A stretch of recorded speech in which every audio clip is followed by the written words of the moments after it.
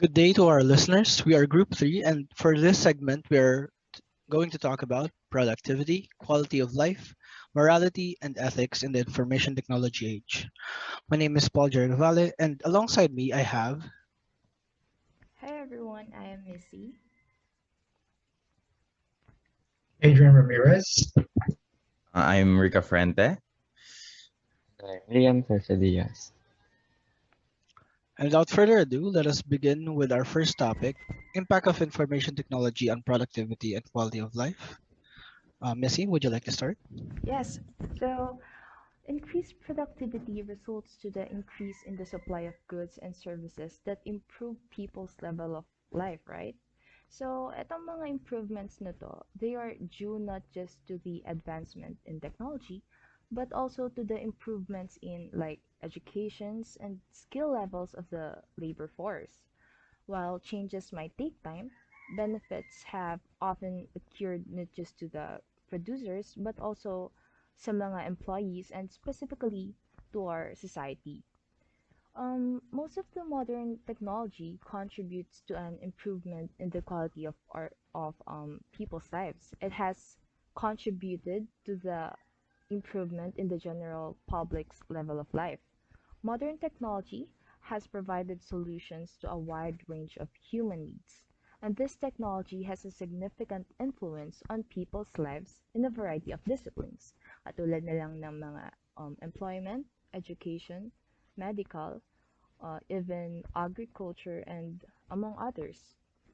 Also, modern technology really improves people's ability to communicate by providing them with access to the internet, which really like allows them to send emails and chat via different social media platforms. So, basically, yung mga ginagamit natin ngayon like Facebook, Twitter, Instagram, Snapchat kung ginagamit pa like those social media platforms. So, I've prepared two examples then regarding sa topic na to. First is that businesses are now a lot simpler and quicker due to technological advancements. Regardless of the physical distance between the customer and sabihin natin, and the seller, consumers may complete their transactions electronically in a matter of seconds. Also, because of these advancements, vendors can display far more items and services. Calculations have gotten much more precise and mabilis, like faster because of the technological advancement. Another example nito, di ba, noon, the only method to get in touch with someone was to either pay them or like visit or basically write them a letter which may take anywhere from 3 months and 3 years to reach them. So, napakatagal. Pero sa ngayon, lalo na in this generation, which with the use of technology, you can now call anybody you want regardless to where they are located by just pushing a few buttons. So, ayun nga, although certain types of technology may have brought about beneficial improvements in the world, hindi pa rin maiiwasan or meron at meron pa ding evidence to suggest that technology is and its like abuse may have bad consequences as well. So basically, may downside pa rin. Tulad na lang ng psychological or social and health issues na nakukuha natin. Possible din na mag-cause in the development of more severe medical problems tulad na lang ng anxiety or depression na nakukuha natin basically sa social media accounts or sa mga to those platforms. So, this topic will be very, very valuable to many individuals of society. I know na pati kayo, you've been here and na-experience nito. Given the most people like currently depend on the technology, it is important to determine if it continues to benefit us or it is now like generating anxiety. For instance, rather than providing a safe sanctuary of individuals, social media promotes individuals to share harm emotions. Lalo na ngayon, pandemic, since most of us nagre-rely tayo sa social media. And instead of like having or living a peaceful life while scrolling through our feeds or just checking, you'll find yourself reading a lot of unimportant news, which is why a lot of individuals have begun to perform tawag dito like social media detox kumbaga. Sa iba, stepping away from social media for a period of time helps them to like cope with the poison and experience nila on their daily basis.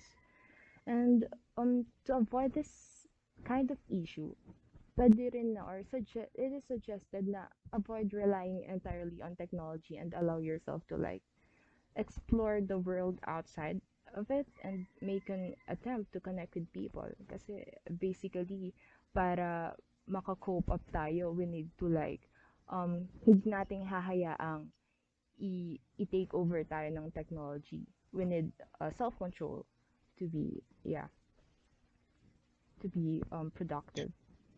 So, I think that's all for my discussion. So, anyone who would like to add some regarding to this topic, if meron, feel free. I would like to share, Mm-hmm. nag-agree ako sa sinabi ko. Yeah. There's a lot of consequences, no? Especially nowadays, yung generation natin, kasi nung mga bata pa tayo, kapag kumakain tayo sa table with our family, Mm-hmm. masaya. Let's say naman na minsan hindi masaya. Though, walang TV or phone sa table, no? I mean, Yeah, right. walang TV naka-on, walang phone sa table, pinagbabawalan. Pero nowadays, hindi na naiiwasan yun, especially pag nasa labas, mapapansin mo. Mm-hmm. First and foremost, nagsa-story yung mga tao sa pagkain nila bago sila mag-usap-usap, yung mga ganun. Yeah, Technically, mas focus sila sa phones nila. I And agree. I'm not saying that it's bad.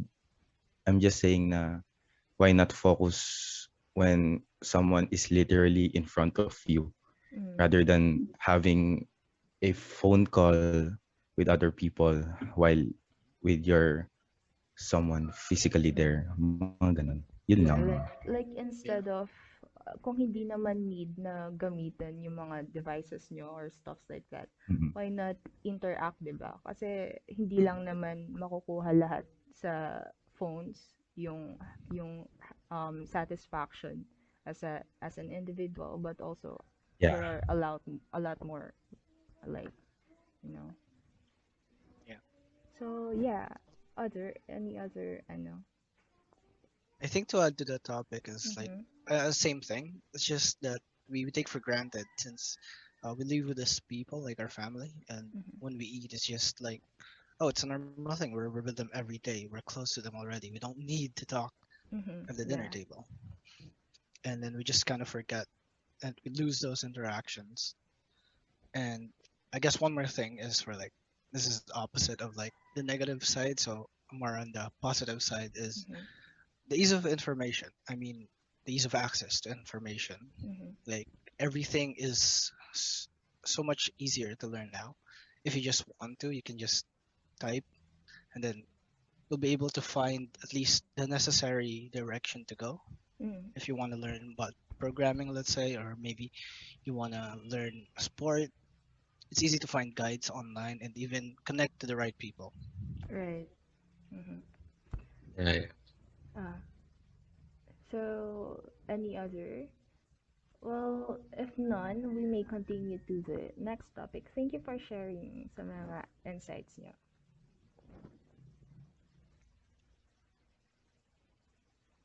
Okay, so I'm Adrian Ramirez, and I'll be explaining some topics about the development of moral thinking in the information age. So when we say moral thinking, ito yung pag-process and understanding kung tama or mali yung actions natin. So let's say I did something that I could instantly say that it's good for me because I could benefit from it. Pero sa perspective na iba, automatically na pwedeng mali yung ginagawa ko. So this type of situations, nakaka-relate sa information age, lalong-lalo na sa social media kasi may freedom of expression. And other side, bukod sa freedom expression, may mga spread rin ng false information. So, wait lang.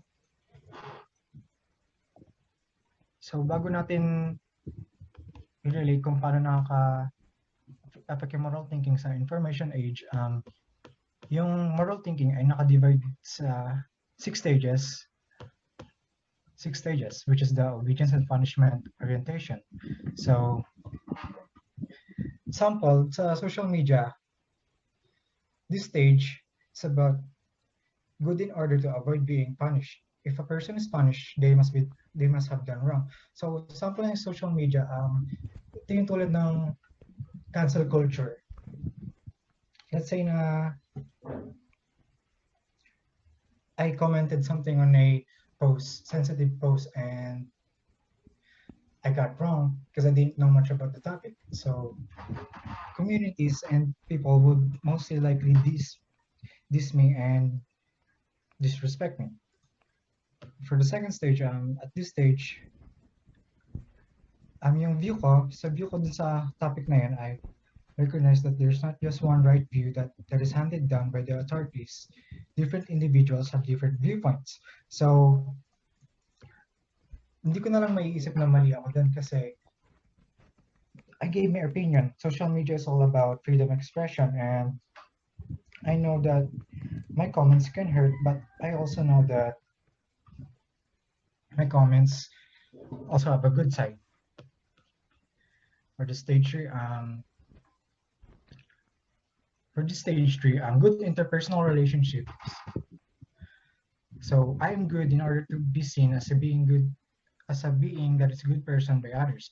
Therefore, answers relate to the approval of the others. So ito na nga yung katulad sa stage 2, other people who agrees with me thinks that my opinion about the sensitive topic also is correct. And for the stage 4, maintaining the social order, we become aware of the wider rules of the society. So judgments concern obeying the rules in order to uphold the law and avoid guilt. So this stage 4, dito ko na na-realize, let's say na dito ko na na-realize na sensitive pala yung topic na comment ko about that, and I should be careful for what I should say next. And for the stage 5, social and contract in the individual rights, we become aware that the rules or law that exists for the good of the greatest number. So rules exist for the greatest number, big sabihin that the thing I did is also applicable to all other opinions. There are times when they will work against the interests of particular individual. So tulad sa cancel culture, they also work together to cancel my opinion. Lastly, for the stage 6, universal principles, people at this stage have developed their own set of moral guidelines which may or may not fit the law. The principles apply to everyone. So sa stage na to, I can say that yung sample na to ay mga tao na walang political views kasi wala naman silang nabe-benefit doon. At the same time, baka meron rin sa iba. Example nito ay human rights or justice and equality.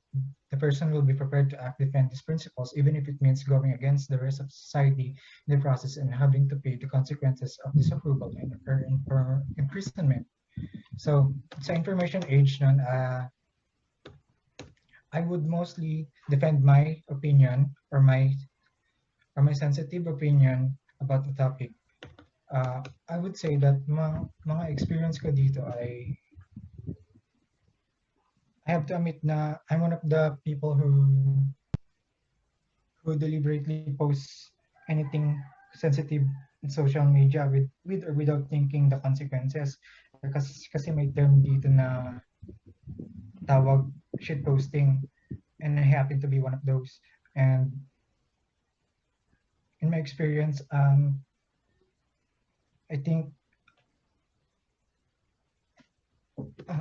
sorry. Okay. So, I'm curious lang, like, why do you like shit post? Like, is that for like your own entertainment, or like you're trying to target some sort of individuals? Um, For because you that, said I can say that about the hindi ko masasabi ko is I'm doing it for entertainment at the same time I'm targeting someone because yung viewing ko sa shit posting is a lot of people do that in order to target someone at the same time for entertainment. And okay. I can say that's a moral issue that I've been dealing with.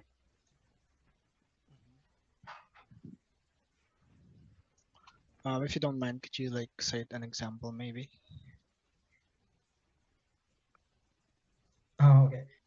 So lately these days, kasi di ba may war na nangyayari sa Russia and Ukraine, and Yep. there are a lot of people who don't take this seriously, and they post a lot of sensitive topics, whether with or without knowing that it's a serious matter. So people like me, I would joke around it and not knowing there are already lives that are at cost. Okay. Um. So. Um, may dadagdag din sana ako dun sa viewpoint na sinabi ni Adrian about different individuals have different viewpoints na mentioned as he mentioned earlier. Ako kasi share ko lang din sa when I'm posting or sharing some memes like that. Mhm. Um, to like parang hindi ko masagi yung ibang alam kong seryoso seryoso sa mga accounts nila like sa mga parents natin, sa palagay ba natin makaka-relate sila sa mga millennial memes like those things na inaayos ko yung post ko like yung sa may option sa Facebook na pagpipilian kung sino lang yung makakakita or ng mga post mo, parang ganun. So, ginagawa ko yun Yes. para ayun nga, it's their I also respect their like viewpoints na kung alam kong hindi sila okay sa ganitong post, I will like um make it private na lang. So Mm. ayun. So like the opposite of what Ramirez, because he targets certain individuals and you try to avoid these certain individuals. Yeah, just to avoid Okay. kasi sa mga when it comes to like sa mga oldies, and madami kasi akong mga friends na lalo na sa side ng Mm-hmm. mom ko, mga hindi sila mga seryoso, mga hindi nila kayang um, pag nakakita sila na ganun, comment na agad. Ayan, iniwasan ko Yeah. na lang para, ayun, I'm trying to understand their side. Ayan. For me, I would say, in my experience, when I post, I make it more of a general thing instead of targeted or anyone, or like filtering for anyone. So Mm-hmm. I just post just generally positive things, Mm-hmm. like uplifting things, or maybe some cute stuff. I don't know. Yeah. But yeah, I don't really delve too much in like topics. So I try to remain neutral Mm-hmm.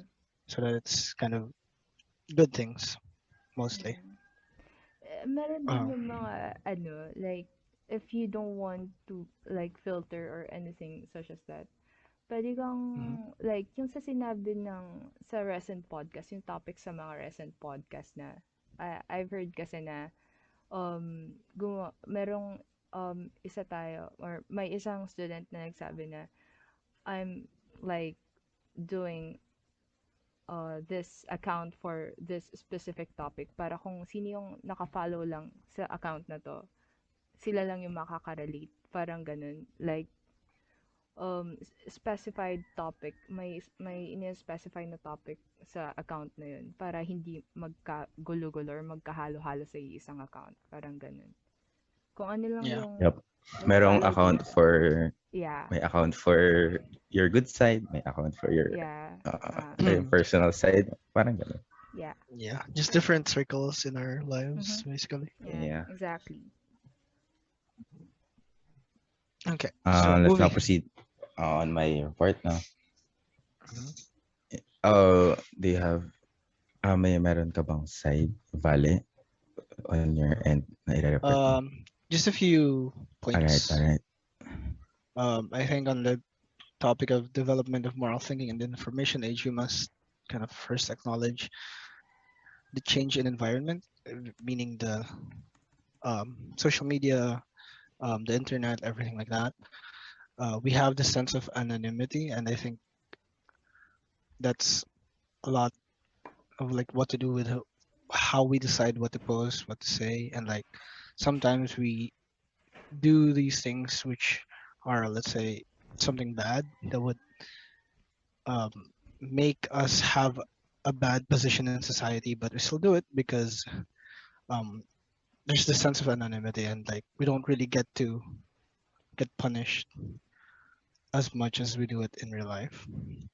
And sometimes we have a different personality, like a digital personality. We're different how we are in chat, or I don't know if you've ever met someone like that, or you've been that person where you are quite different when you talk to people in chat or in calls or in technology, and different when you just talk to them in person. And another thing is, I would say, I would have to say the improvement of just perceptions on social injustice and like corruption. Since we've talked about this, and we have a lot of like say in like cancel culture and things like that. But I'd like to point out that it's also good because we are able to see now and more of point out the social injustices that happen, and we want to try and correct them and just be a little more proactive with how we interact with our society and our community.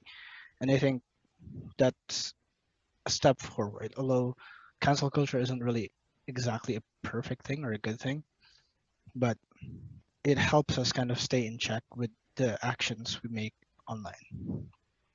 I think that's just a few points that I'd like to raise. You can go ahead, Mr. Rica Frente. Okay, thank you, thank you.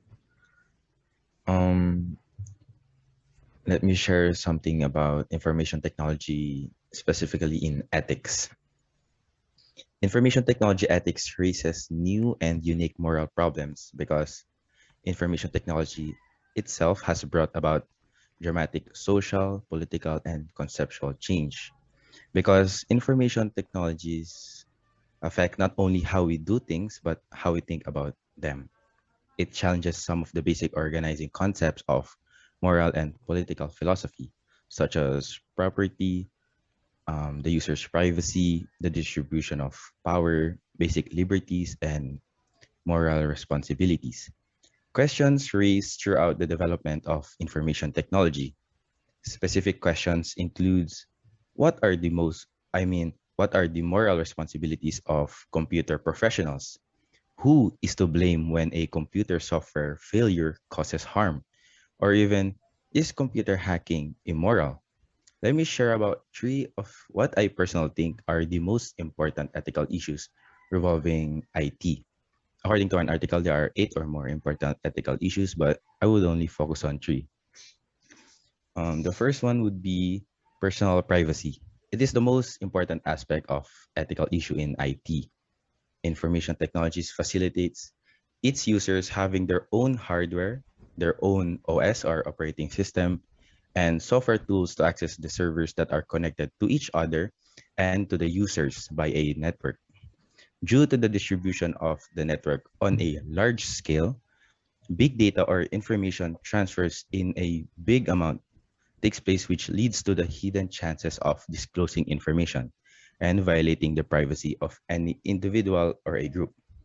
It is a major challenge for the society and the organizations to maintain the privacy and the integrity of their data. Accidental disclosure to inappropriate individuals and provisions to protect the accuracy of data also comes in the privacy issue. In my opinion, what I think that you should start practicing is basically not sharing any personal information or your password to anyone. and not saving your passwords, for example, in Microsoft Edge, just to save time when logging in into your accounts. And of course, always activate your free Windows firewall, and it is there for a reason. You should always activate that. Second is access rights. Access right becomes a high priority issue for the IT and cyberspace with the great advancement of technology, e-commerce, and electric payment systems such as Shopee, Lazada, like that, and its evolution on the internet heightened this issue for various corporate organizations and government agencies. Network on the internet cannot be made secure from unauthorized access. There is always 100% chance na mahahack kayo. I mean, not 100%, like let's say 90%. There's always a hole.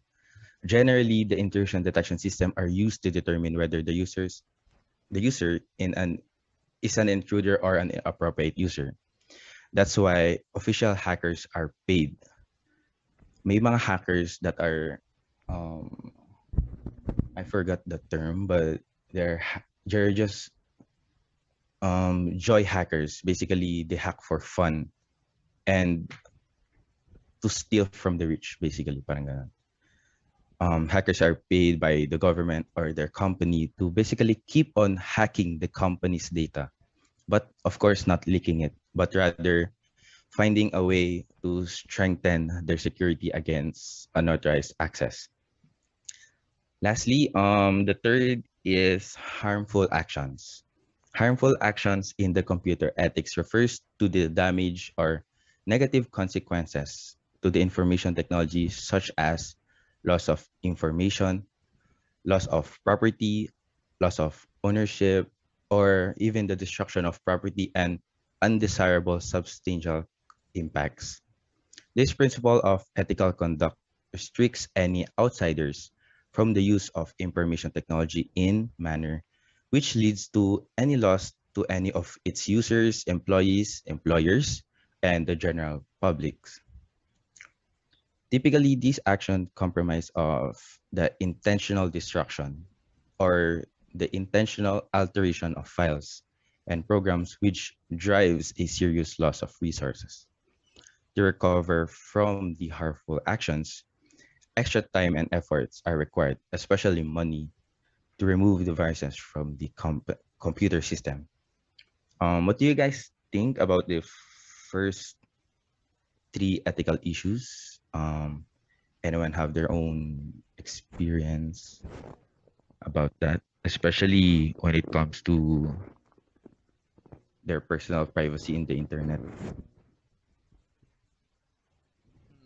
Me personally, I think I abide by most of like the guidelines, like passwords Mhm. and security measures. Um, I don't know. It's just I guess it made me more not really paranoid, but more secure because we're also in the kind of IT industry, or we're gonna hop into the IT industry. So when our businesses will be conducted in our on our own accounts and stuff like that, we have to secure it not only for ourselves but in the future for our businesses as well, right? Yep. So I am like trying to develop a good habit of keeping my account secure and Having a different passwords for every account, yeah, basically. basically. And not just for us, also kung if we wanted to like share this kind of like to para maiwasan yung ganitong kind of issues, we can also like educate and inform other people, especially the oldies, kasi wala naman silang masyadong alam sa Yeah, that's true. ganito. Yeah. So I'm done sharing about the overview of ethics and some ethical issues. We may now proceed on sharing more ethical issues in hand. Please, Sir Sadias. Thank you. Yeah, yeah. Siguro, I'd like to add lang din no, some ethical issues or important ethical issues that we face. Siguro one is data misuse. Parang or misuse of personal information.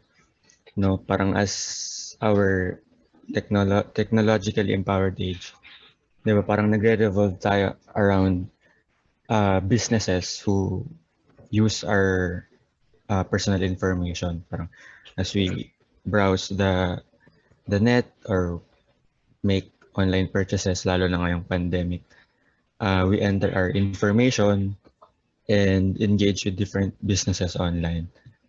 O kaya parang simply pag nagpa-participate tayo in social media, we are constantly providing our personal details, ganyan.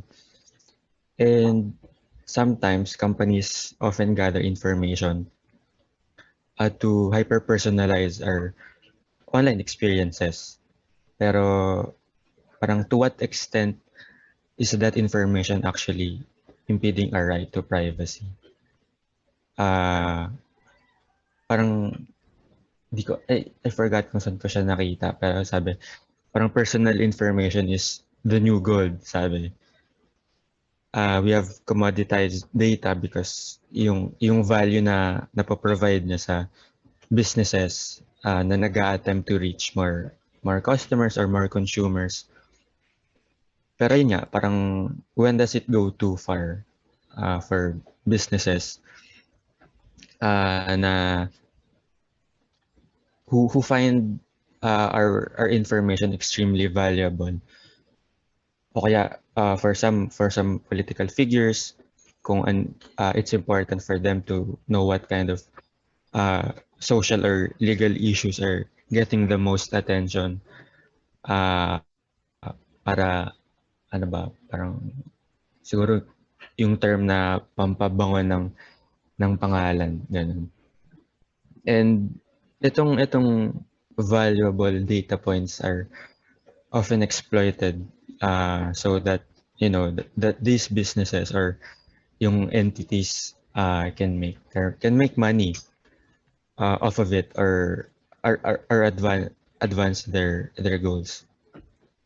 I think one example, di ko matandaan kung kailan, pero I think Facebook in particular has come under like several times over the years for selling personal data na nagagather nila for some companies na for advertisement, I think Google then they were previously fined I think 50 million euros for unclear data consent policies. And also Uber, I think since 2017, the company has been required to undergo regular third-party privacy audits na magko-continue for the next 2 decades. And another thing is misinformation din siguro. Lalo na ngayon na election season dito sa Philippines, 'di ba? Parang ang dami natin nakikita na fake news or mga maling information na nag-spread agad na parang without people knowing the truth or parang hindi nila parang they receive the information without researching it. Parang hindi sila nagbe-base sa facts, ganun. And siguro din deepfakes, kung minsan napapansin ko for example sa TikTok o kaya sa mga IG Reels, parang one example siguro, pag nakikita kong deepfakes, sa mga idol, for example, parang pinapatong nila yung face ng mga K-pop idol sa normal person lang, ganun, para to gain views, and which is alarming, I think, kasi parang sobrang dali lang gumawa ng fake na halimbawa na story o kaya fake na news para lang siguro makasira na ng tao or makapang blackmail. And siguro lastly, piracy. I think most of us naman parang ano dito tawag dito. Parang I think na nagawa na, no? Like for example, sa movies, Yep. ganyan. Diba? Yeah. Especially in Pictures. anime. Oh, yeah, actually anime. Kasi feeling ko, when you watch in, for example, sites like Nine Anime, which are pirated, parang since trabaho ng mga manga or anime animators, yung mga yun, hindi sila nagkakapera. So, parang it negatively affects every single person na nagtatrabaho sa ganong industry, supply chains nila. Parang nag-invest na nga parang ang laki na nga ng investment software sa mga ganun, di ba? Pero parang dahil sa piracy, ano, kumukonti pa yung income nila. Regarding dun sa sinabi mo kanina about yung personal informations, usually websites when you enter, pinoprompt ka nila to agree that they like they're like getting cookies basically, no? Yung cookies na yun as far as I know, there are data which for example, if you search something on Google, like, for example, a computer part or a phone, for example, then maya nag-browse ka sa Shopee, may kita mo yung ads are related to that. 100% ganun na yung nangyayari. Especially advertisements, Facebook, yung mga ganun. Minsan pa nga, there are chances na iniisip mo pa lang, tapos lalabas na siya sa ads mo. Ang weird. No, minsan nga, parang kahit sa ano lang, pag salba sa Discord call with friends, pag may pinag-uusapan kayo, tapos pag browse mo sa net, di ba? Parang may lalabas na ads tungkol Yeah, that's so weird. Siguro yun lang, parang, yun nga, I agree sa sinabi ni Missy kanina, na parang everyone uses internet and parang most of us aren't aware or parang hindi informed sa mga ganitong bagay. So, siguro for us, parang hindi naman siya sa responsibility, pero it's good, parang to encourage others to be informed and to be well aware of, these things sa internet. Kasi, parang, for me lang naman, parang ethical decisions in technology, of course, should not be taken lightly. Parang kung naniniwala tayo na technology can help us solve our problems, kung hindi lang personal problems, kundi yung problema ng mundo. Parang I think addressing the ethics involved is the only way to get us there. So, yun lang naman for me. Thank you.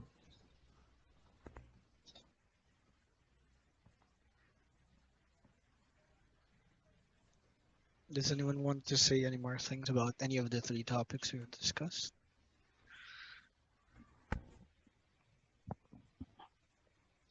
Wala na siguro. It's all clear iba. Yeah. Yeah.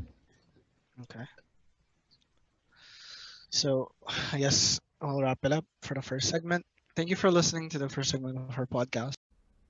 Good day, everyone! Here we are, Panda Talk, inspired by a certain American talk show, with today's episode's theme of Impact of Information Technology in the Global Community and Democracy. And I am Edward Zuniga. And I am Florenzo Romance. And I am Ryan Harvey Palyarca. I am Justin George and Talavera. So good day sa inyong lahat.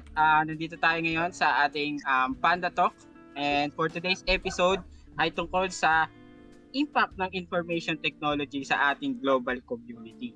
So para ma-refreshen up lang natin yung mga listeners natin, ano nga ba ang information technology? Papaliwanag sa atin yan ni Edwards. So, information technology, one of the most advancing fields in the society today. Marami siyang parang nagagawa. Tulad ng ang mga individuals, pwedeng mag-communicate sa ibang malayong mga bansa, pwede ding matuto gamit ang maraming kanilang materials. Pero, paano nga ba ito naging influential sa ating community?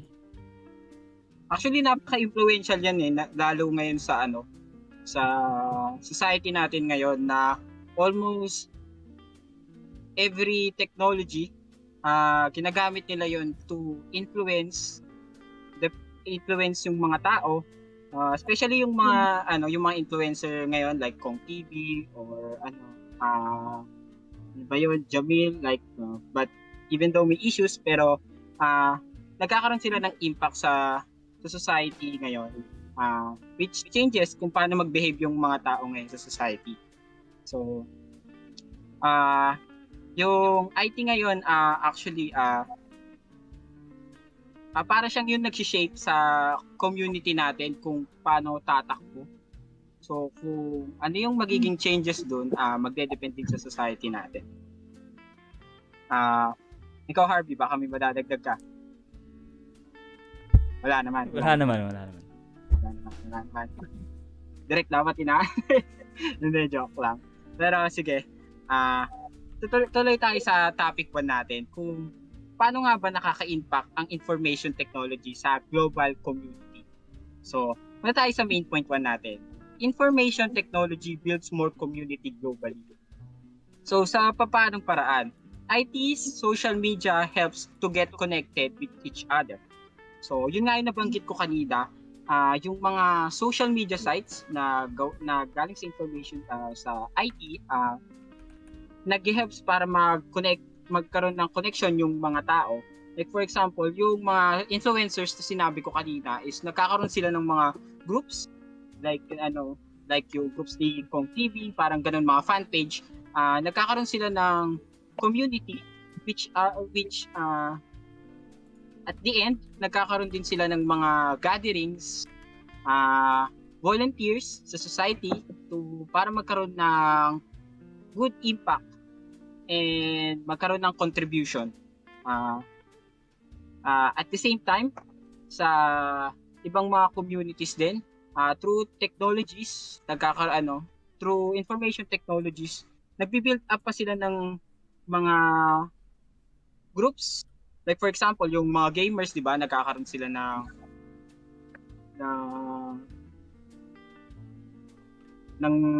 tawag dito. Actually, Florenzo, ako nga included or like kasali ako sa mga group na ganyan eh. Yung mga gamers, yung mga group na gano'n. Kasi ang purpose lang naman nun is ayun, makikipag-interact din ako, magbi-build ako ng relationships sa mga fellow gamers ko rin para kunwari maglalaro-laro kami if meron akong gustong kalaro sa isang certain na laro. Kayo, baka may iba rin kayong groups na kasali. I-share nyo rin. Dahil lang din doon, 'di ba? Hindi katulad dati na tawag dito na kailangan pa sila through physical contact sila para lang magkaroon ng community. Tapos, 'di ba, dati ganun ang style. Pero ngayon nagkaroon ng information technology, especially yung through social media, nagkakaroon ng dumadami pa yung ng community globally, since kahit nasa ibang bansa or nasa Philippines ka, pwede kang ma-include sa group na yon. Like for example, naglalaro kasi ako ng StarCraft, kung alam niyo man yun.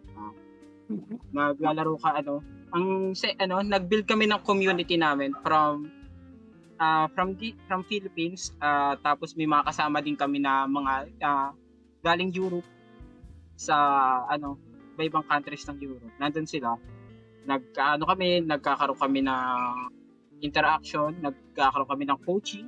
At the same time, parang nagkakaroon kami ng connection through the use ng social media. Ikaw, Edward, anong tulong sa'yo ng swag? Isa ding maganda pang way ng information technology ay yung pagka-connect ng social groups. Pwede na silang makipag-connect around the world with the help of information technology. Makipag-communicate, makipag-FaceTime. Through that, they can understand one another as well. And eventually, pwede silang mag-expand. For example, ang mga nasa Pilipinas, katulad nga ng sinabi mo, mag-expand to Americas na groups. They form one big group, and now old na groups na before information technology ay physical contact lang, ngayon global interactions na. Ikaw Justin, baka may mga groups ka rin kasali. Dun sa mga, yung mga nanonood ng anime, yung mga nakasali ako dun sa mga groups nila, doon na pag-uusapan din namin yung mga gusto namin panoorin, yung mga opinion namin sa mga napanood namin.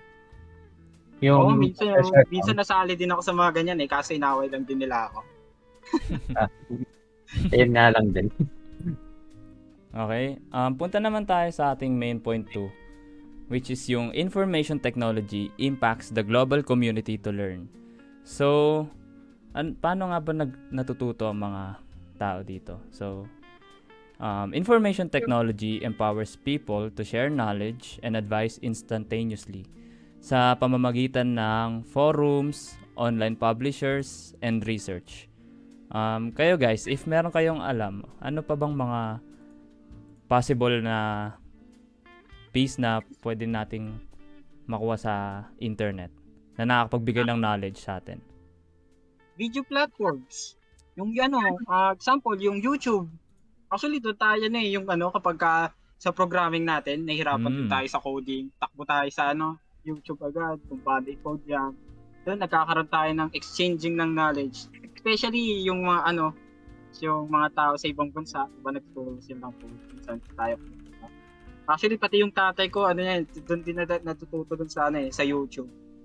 Na tinitignan niya kung paano magkumpuni ng mga electric fan, ganun. Doon din pupunta. Kapag may problema sa PC, punta tayo sa YouTube, doon natututo rin tayo. Doon din sa sa research, ako pag pupunta ako doon sa Google Scholar para manghingi ng kumuha ng mga RRL doon para sa mga research. Tapos ang lahat ng mga ito ay may malaking impact dahil ginagawa nilang more interactive and collaborative ang ating pagtutulungan. Dahil sila ay nakakatulong sa mga hindi lamang estudyante kundi sa lahat ng tao sa pag-gain ng information, sa pag-interact, at mas madali din ito nang makipagtulungan sa ating mga kapwa, mga tao. Actually, ito ang ginagawa natin, like nakakapagbigay na tayo ng ng knowledge din sa mga viewers, sa mga balak manood ng mga podcast. Nakakapagbigay naman tayo ng mga knowledge din sa mga naghahanap. So, we encourage everyone to post their own educational information para na rin sa mga willing to learn din, like students. Sa dami nga din ng mga positives na naibigay nga ng information technology din sa buhay natin, ang dami din mga negative effects na naibibigay nito. Kamukha ng sample na since lagi tayo nasa mga sa social media, lagi nakatingin sa mga gadgets natin, sa phone, sa tablet, minsan na hindi natin napapansin yung oras at papahayaan natin sarili natin. Sample, pagka paliligo, minsan nalilimutan, o kaya pagka nakikisabay kumain doon sa magulang na miss na lang din yun. Mga ganun, mas nakakapag-focus lang tayo dun sa nakafocus lang tayo dun sa internet. Ganun lang. So yung sinabi ni Justin, yun yung point natin na ang information technology changes the status of tradition in global community. Yung some traditions have not been much practiced due to modernization. Yan nga yung sinabi niya, di ba? Kaka-focus natin sa IT, hindi na tayo nakapagsalo-salo, which is dating tradition. Dati nauubos yung oras natin imbis na sabay-sabay tayo kumain. Tapos yung ano din, yung alam niyo yung ano kapag ka nagliligawan, hindi na masyadong napapractice yung harana, yung nagigitara kasi minsan 'di ba nahihiya nga. Mas ginagamit na lang nila yung mga messengers, ganyan, messenger, Viber, ganyan, para makipag-communicate dun sa person na gusto nila. Tapos nga pala, ang information technology, hindi lang light ang mga pagkaka-negative nila. Meron Meron din silang mga heavy na negative points. Grabe, Tulad ng heavy kasunod na, na main point natin. Information technology also exposes the global community to technology-related crimes, issues, and problems, information security issues. Hindi ko alam din. Oo, marami ding kala mo'y meron lang physical crimes tulad ng pagnanakaw. Hindi, meron ding cyber crimes. Kaya na ang information technology din magnakaw. Tulad ng kasunod na point, with IT, the internet has made it easier than ever to obtain, share, and store information. Yung number mo, pwedeng nasa kaibigan mong hindi pala kaibigan. Grabe yung gigil eh. Grabe yung gigil. Siguro yung number mo nakuha na rin ng iba. Nagulat ka, tinawag ka ng gabi. No? Nagulat ako, tinawag ako ng guard. Sabi, hindi ako pumasok. Naku po. Patay Nangyari tayo sa yan. kayo? Binigay na pala sa principal Sa akin, yung hindi. number ko. Nasa com shop ako nun eh. May nangyari na ba sa inyong ganun? Baka naman Wala kasi pa binigay naman. mo lang. Malay mo naman yung binigay mo lang. Baka example lang yan. Pero bali mo nabigay. Kunyari, binibigay din naman yun. Pero yung ibang cases di ba? Magugulat ka na lang, may magte-text sa'yo, kukunin yung sinasabi. O baka interesado ka sa trabaho, ganyan, kikita ka ng isang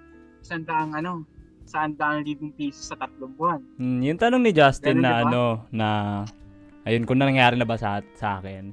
Personally hindi pa naman, pero ayoko namang i-hope na mangyari pa rin sa akin yun, Diyos ko. Actually, nangyari na nga sa akin yun. Nagulat ako, tinext ako. Di ko alam ang text sa akin. Ang text sa akin, hoy, nasan ka na ba? Nandito na ako sa interview. Isip ko, yan ako na or wrong message lang yan. Pero siguro wrong message lang yun. Pero yung isa na talaga, nag-chat talaga siya. Actually, nga yun eh. May kita mo, dun sa na-research ko, nakita ko na may kita mo sa mga text doon, may mga tawag dito, phishing sites na kasama, which is doon nila ginagawa yung malicious intent. Minsan ka dun sa mga number. Tapos isa ba, dun sa mga text na yun, pag pinindot mo yun, dun, kumagat ka na sa kanilang mga scam. Ang daming pwedeng mangyari, yung credit card mo, manakaw, maubos pera.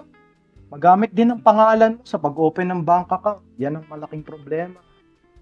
Pag-produce din ng fake news, gamit pangalan mo, magka-scandal ka sa hindi mo kilala.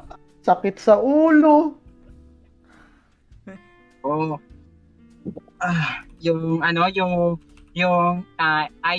mga social videos talaga, minsan hindi kahit ganun kaganda yung impact niya sa global community, it also created a new gateway for people with malicious intent to commit crimes against others. Yun nga yung, for example, yung identity theft, kung medyo narinig niyo, yung kinukuha yung personality mo sa social media kahit ng ibang tao, tapos ginagamit nila yon to operate their malicious intent. Like yung, for example, yung friend ko, kasi medyo medyo influencer siya. Tapos nagulat na lang siya na yung account, yung account niya, merong panibagong account sa Facebook. Tapos same na same yung pangalan, same na same yung pictures. Tapos parang ginagamit niya yun to post kung ano lang yung gusto niya, parang medyo siraan din yung yung tao na yun. Pero hindi siya yun, kinukuha lang nung iba. So yun din yung isang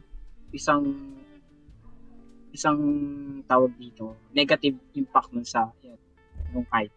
Okay. Ikaw, baka malay mo magulat ka, meron ka na palang carbon copy sa Facebook, tapos kung ano-ano nang pinupost. Mga poser lang yun. Anyway, yung mga punta na tayo poser. sa ating next topic.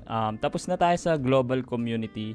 Punta naman tayo ngayon sa democracy. So, what are the impacts of information technology in democracy? So, ang main point one is information technology improve the process, access, and freedom of people in terms of democracy. So, paano nga ba na-express ng mga tao ang paano ba exercise ang democracy. So through online voting, freedom to express, campaigning, ano pa ba?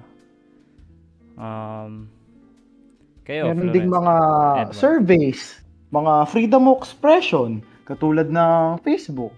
Ina-express mo na ako ay Sarah, pwede ding ako ay Lenny. Ganun kadali. Pwede din sa Sakto. survey, magpakita ka ng survey. Sinong mga Sarah dito? Sinong mga Lenny? Yun, mapapakita natin ang democracy through regular surveys and polls. Oo nga, through IT, na-exercise na yung democracy ng mga tao to online polls, parang ganyan. So, even though na merong positive impact yung IT sa democracy, syempre meron siyang negative. Yung main point dun is digitally networked surveillance society creates an undemocratic class system pitting the controllers against the control. Malalim. Pero ang ibig sabihin lang yan is yung information technology affects by giving over control in surveillance, diminishing the freedom of people to participate in the system. Parang sinasakal mo na yung mga tao sa kanilang freedom to speak dahil sa IT, 'di ba? Nakokontrol mo na yung mga tao sa social media nila. Parang yung sa ibang bansa na nakokontrol na yung mga social media accounts nila na bawal na mag-post against the government, ganyan. And like yung iba merong nga nabasa ko sa article yung mga CCTVs, nakikita na rin kung meron kang ginagawa against the government. Parang mga ganun. Kumbaga wala na silang freedom, no? Mag-express na. Sample ng mga ganun, di ba? Parang sa nag-Korea sa China, may mga ganun sila, di ba? Oo, tawa na hindi sila na yung mga bawal na rin silang gumamit ng ibang sites. Dapat kasi kontrolado ng dapat under ng country yung mga websites nila para makontrol din nila yung mga tao, para makita rin nila kung nagkakaroon ba ng criticism against the government, ganun. Katulad nga ng isang country, Brazil. It banned the most YouTube accounts in the most countries. Madalas mag-restrict ng mga YouTube yan. Dinirestrict din ng kanilang freedom. Parang ganun. Dahil na hindi na nila ma-exercise yung nila, yung democracy dahil sa IT. Nagkakaroon din ng power yung mga nasa surveillance. Grabe naman yan. Dahil doon, yun, parang hindi na rin sila importante. Hindi na rin nagiging na-exercise yung democracy. Ano yan, Direk? Ano po? Overtime na po kami. And this has been Information Technology in the Global Community and Democracy. We are Panda Talk, inspired by a certain American talk show, and we will see you next episode. Bye-bye! Love! Bye.